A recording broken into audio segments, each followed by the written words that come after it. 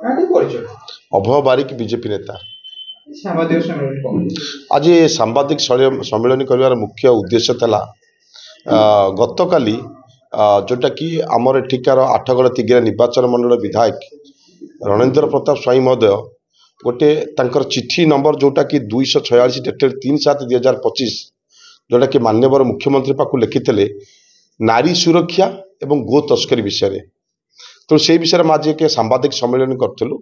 प्रथम ये कहना चाहे जिते 24 वर्षर स्थिर सरकार बीजेडी था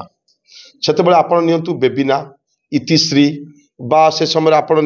ममिता कांदुली पिहू विभिन्न प्रकार से समय उठी नारी मान सुरक्षा मिलू ना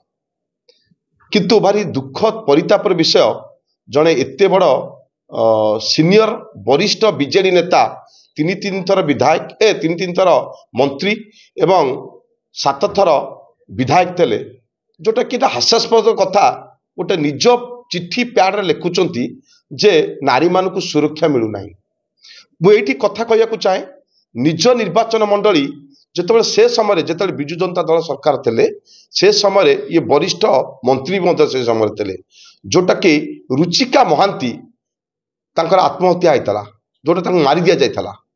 किंतु से समय दिने भी हेले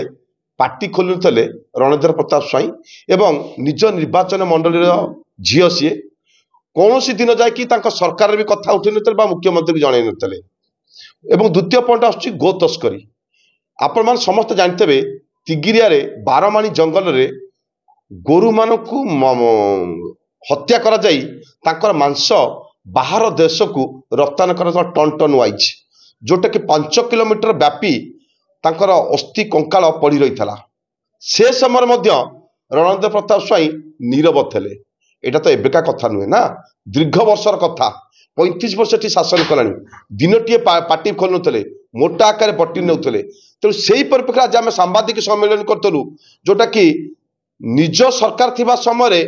थरटे पार्टी खोलुले चिठी लिखुले आज ये चिठी केवल जेहेतु आज लोकप्रियता ह्रास हो जाइए से चिठी लिखुंट केवल लोक मान भड़कैवाई एवं लोक मानकर किभली लोकप्रियता हवापाई आ लोक ग्रहण करूना ये मिछ चिठी लिखि लोकप्रियता प्रयास कर परिप्रेक्षी आज एक सांबादिक सम्मेलन आम कर।